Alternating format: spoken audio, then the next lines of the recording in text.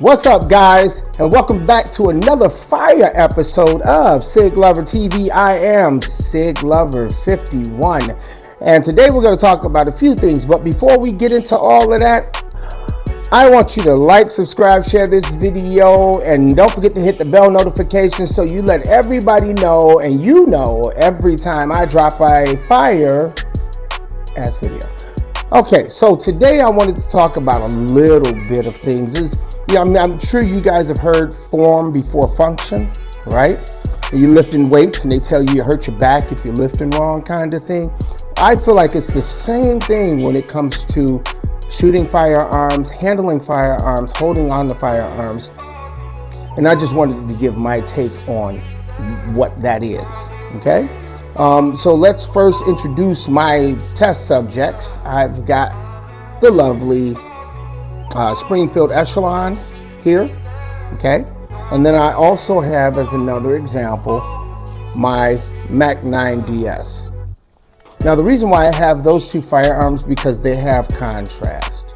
So I wanted to be able to show you an example of one thing and an example of another so that moving forward, you would understand how to apply or what to look for with your own firearm. There's a lot of differences to these things. And what I'm going to talk about, but in foundationally, there's no difference really to application. So let's talk about the firearm itself. This firearm is shaped a certain way. It's meant to be held a certain way so that you can acquire the reticle or line up your sights properly, all of those things. This right here is called, this is one of the things we're going to talk about today, which is called the tang or the dovetail, okay? We have this, which is called the undercut. This is the trigger guard.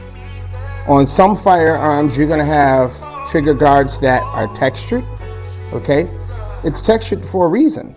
The Springfield Echelon has texturing on the takedown lever, and it has a built-in gas pedal. It's textured for a reason. The reason why is the same reason you have texturing on the grip handle, is so that you can control the firearm. Pretty simple. But if you're grabbing a firearm, I'm going to use this as an example, and then I'll switch to the other and tell you how that will assist you or help you in some kind of way.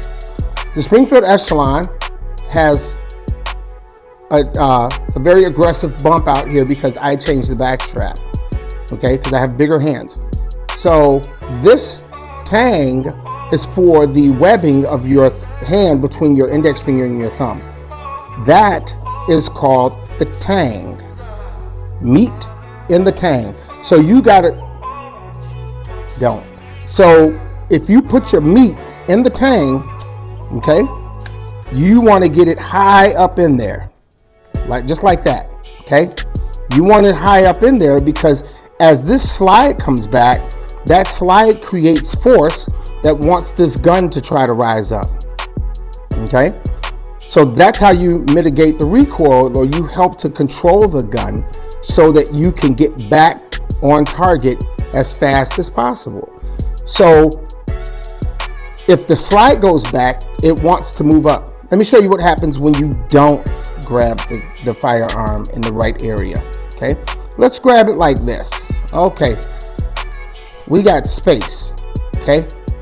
I can rock that gun. I'm literally trying not to let this gun move. I'm holding it. It's moving. That's what's going to happen when you start to use it if you don't slide up.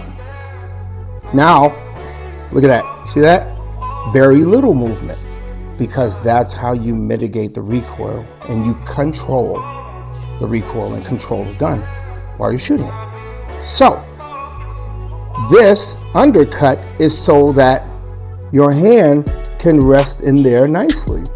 So it rests in there just ever so slightly, ever so nicely, just like that. And then you have the gas pedal, so you can rest your hand. Now this space right here, I feel like it's like a puzzle. This area right here is supposed to go right in here. And for those of you who are trying to police the YouTube, it is not loaded. It is empty. Got it?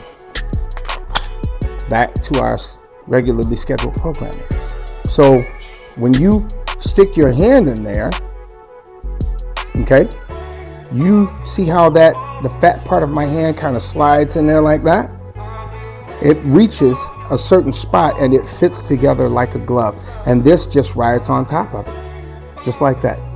So when you present the gun, that's what it should look like. Okay, just like that. Bang. You press it out. Bang. This finger will always rest somewhere up in here, somewhere up in between here somewhere. Okay, see that? Bang. And I guarantee you, if you start letting shots go, it will hit where you want it to hit. Okay, now I'm sure you've seen on movies where you've got the teacupper. Yeah, that's not a thing. Okay, we don't teacup. Okay, I'm sure you've seen the fake officer that's running through a building and he's doing this with his finger on the trigger. No, your finger goes on the trigger when you get ready to use it. Okay, but if you're high in the tang, you're comfortable. Now you're just waiting to apply. You're just waiting to do what needs to be done possibly. Because first things first, it's all about safety. Now, since we're on safety, let's talk about safety. This firearm has several different safeties. This has the accentuated tang, but it also has a very pronounced and rounded beaver tail, which is a little longer, okay? This safety, this firearm, empty.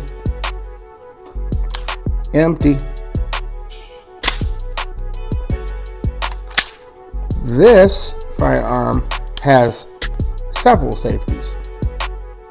It's got this safety, a manual safety, and without both of them working in conjunction with one another, this won't do anything. I take that one off, nothing. Put that one on, turn this one, nothing. Take this one off, press this one properly, got it. So, this is the Mac 9 DS. This is what you call a 2011. It's a double stack. This firearm will definitely challenge you if you don't grab it right. It won't do what it's supposed to do. So you have to know the parts of the firearm that will hinder you or help you. And then what you want to do is but remember what I said earlier about foundationally, everything will still apply in terms of application. It's the same. Meet high in the tang, undercut for those fingers, grip.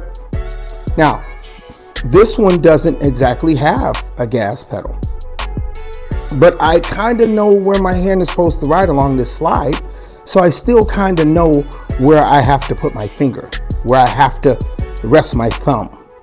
I kind of still know so that when I pronounce, I got it, right? So you have to pay attention, you have to practice, but practice doesn't make perfect. Perfect practice makes perfect. Is there such thing as perfect? As close to perfect as you can get. Drawing from a holster, putting scenarios in your mind of what you would do because you lose a little bit of dexterity in high stress situations. And you want to mentally try to be as prepared as possible for if you had to do something and act responsibly. With that being said, I implore everybody, leave your suggestions, comments, concerns, questions, all in the comment section below. Let me know what you think. I mean, I've seen everything. I've seen people do the instead of bringing the firearm up to your line of sight. I've seen people press out and duck. That's not a thing. So I mean to each his own, I guess. But you're supposed to bring it up to your line of sight and then be ready to go. Like, you shouldn't have to duck and press out, bent all the way over. There's a lot of crazy things I've seen in my day. But, you know, the internet is 1995, right? Really popped off in the 2000s. So we're about 25 years in the game with as much knowledge. There's a lot of very knowledgeable people on the internet, especially on YouTube. A lot of knowledgeable gun tubers that will actually show you an option that works for you. But then there's other people that will show you an option and that option won't work for you. That's just not your option. We're not here to judge or point out discrepancies, because that'd be a long video. But, you know, if you want to do things the right way, then sometimes you just got to take a little time, research, get your hands on the firearm before you buy it, see if it fits. Can you manipulate everything the way that you need to? Can you drop the mag without dropping your grip? You know, can you manipulate the slide? You know, can you do it all? What are we doing? You know, you don't want to find yourself in a situation where the slide's too hard to manipulate, or the grip is too big and you got to break your grip. You got to literally break your grip like this just to drop your mag, because now you got to readjust to get back in the fight. Sometimes you have to do that. Sometimes you can cheat code it and you can hit it with your offhand and not have to break your grip. There's a lot of different things that you can do. And that's the reason why I started this YouTube channel, was so that everybody can come on this journey and we can learn together, share together, you know, break bread together, collabs, whatever, you know, just as long as the intent is to help people. You know, like I told you before, it's all about faith, firearms, and love here. And I'm going to leave you with that. Once again, leave your questions in the comment section below. And until next time, as always, I wish you love, a whole lot of peace. God bless. SIGLover 51.